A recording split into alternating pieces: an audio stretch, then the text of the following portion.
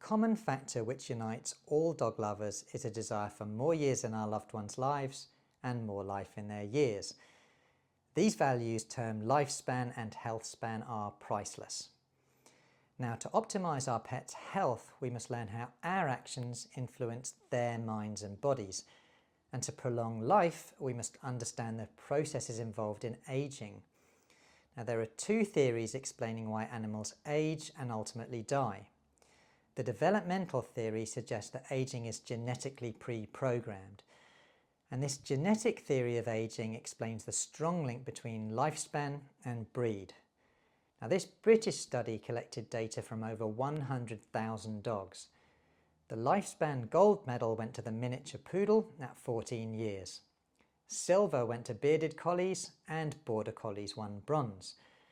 The shortest lived breeds were Great Danes, Dog de Bordeaux and other mastiffs. They hovered around the 6-year mark.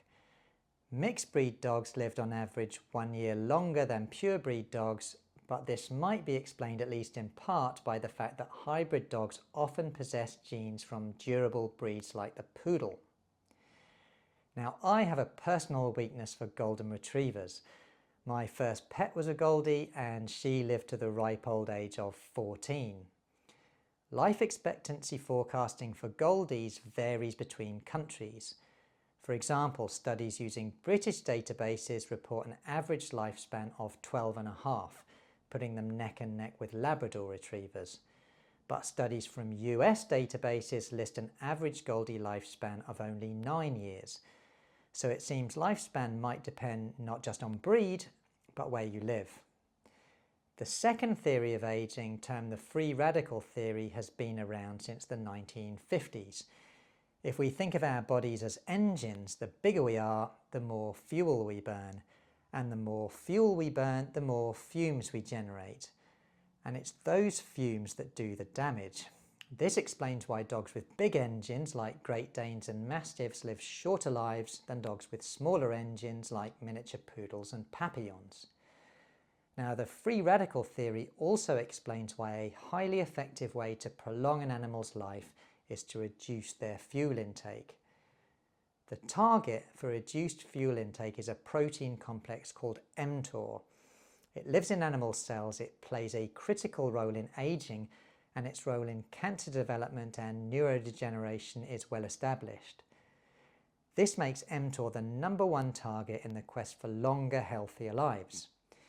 Now, apart from experimental drugs, the most effective way to suppress mTOR is calorie restriction without malnutrition, often abbreviated to CR. In CR studies, researchers randomize siblings into two groups. Group 1 is fed as much as they want to eat, while Group 2 is fed 25% less than the amount consumed the day before by Group 1. CR studies have been performed in mice, dogs and even humans. In this landmark dog study, which we'll meet again soon, lean Labradors lived 1.8 years longer than their overweight littermates, and that difference is a result of calorie restriction alone. So when we review the literature on neutering, context is crucial.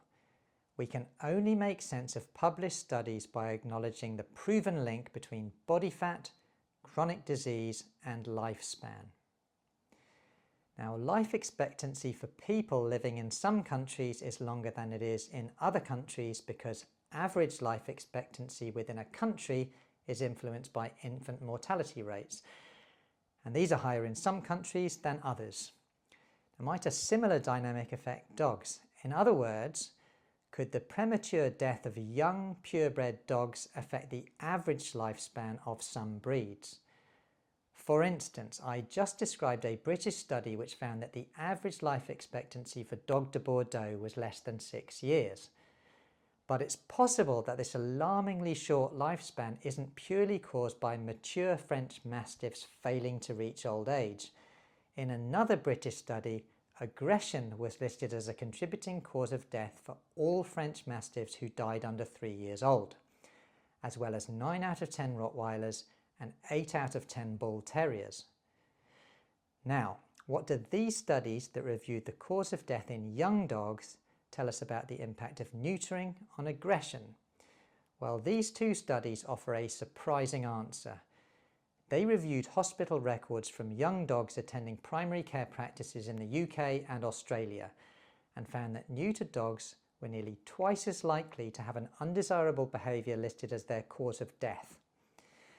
Now, this unexpected finding seems to be the trigger for a campaign to avoid neutering in young dogs because of its potential to worsen undesirable behaviours. But the evidence against neutering has critical flaws. For a start, it's entirely possible that neutered dogs showed undesirable behaviours before surgery, but failed to sufficiently improve after surgery. We have no way of knowing because the records of 8 out of 10 dogs who died because of aggressive behaviour had no record of any attempted treatment. Now, in my opinion, it's beyond implausible that 8 out of 10 owners facing a life-threatening problem would make no attempt to treat it. A more plausible explanation is that worried families discussed their dog's behaviour, but these conversations weren't recorded in the veterinary notes. Now, my second personal concern was triggered by a finding that Cavalier King Charles Spaniels were 3 times more likely than Labradors to have an undesirable behaviour listed as their cause of death. I'll bet I'm not the only dog lover who'd find this statistic surprising. The American Kennel Club lists Cavaliers as one of the friendliest breeds. Their description is as follows: Cavaliers shower their families with affection and happily get along with other dogs, kids, cats, and even total strangers. Cavaliers are considered ideal candidates for therapy dogs. So if they're so affectionate, why are Cavaliers 3 times more likely than Labradors to die because of an undesirable behaviour? The answer is simple but surprising. In these 2 studies, aggression was the commonest undesirable behaviour, which is not surprising, but the second commonest was being killed by a car. Now, the decision to include death by car as an undesirable behaviour has important implications. Traffic accidents were cited as the cause of 4 out of 10 deaths. Presumably, being killed by a car qualifies as a behaviour because it implies the deceased dog roamed into a road. The concept that neutering would increase the likelihood a dog will roam into traffic seems far-fetched. A more likely explanation is simply access to busy roads. On average, people living in rural areas are less likely to neuter their pets. So urban dogs are more likely to be neutered than rural dogs, and urban dogs are exposed to more roads and more fast-moving traffic. Now, my final personal concern was triggered by this statement about mixed breed dogs, which were, and I quote, 43% more likely to have an undesirable behaviour listed as a cause of death than a Labrador. Now, how would that sound if we were talking about mixed race people instead of mixed breed dogs? In other words, are mixed race people more likely to commit serious crimes? Now, any rational person should know that we shouldn't blame undesirable behaviour on race when the true culprit is circumstance. Now, to understand the impact of neutering on overall life expectancy, we must first understand the healthy user effect. Now, this is a common bias seen in observational studies which measure the effect of medical interventions, in particular preventive therapies. It means that the group receiving a treatment is on average healthier than the group who didn't receive the treatment, even before the treatment was given. One of the best veterinary examples of a healthy user effect comes from guide dogs. Now, here's a verbatim quote from Guide Dogs UK. With the exception of guide dogs' mums and dads, all guide dogs are neutered. Male puppies are castrated during the puppy raising period at approximately 8 months of age, and female dogs are spayed after their first season. I won't pretend that guide dogs are immune from joint disease and behavioural problems, because they're not. But we do have published evidence that guide dog statistics are what scientists call competitive. In other words, better than average. UK guide dogs' average working life is 8.5 years, equivalent to retiring at 65 to you or I. So people who claim that neutering high-risk breeds including Labradors, Golden Retrievers and German Shepherds causes joint disease and behavioural problems are up against an army of blind and partially sighted people who'd beg to differ. But I digress. The question I'm supposed to answer is whether neutering shortens life expectancy. It doesn't.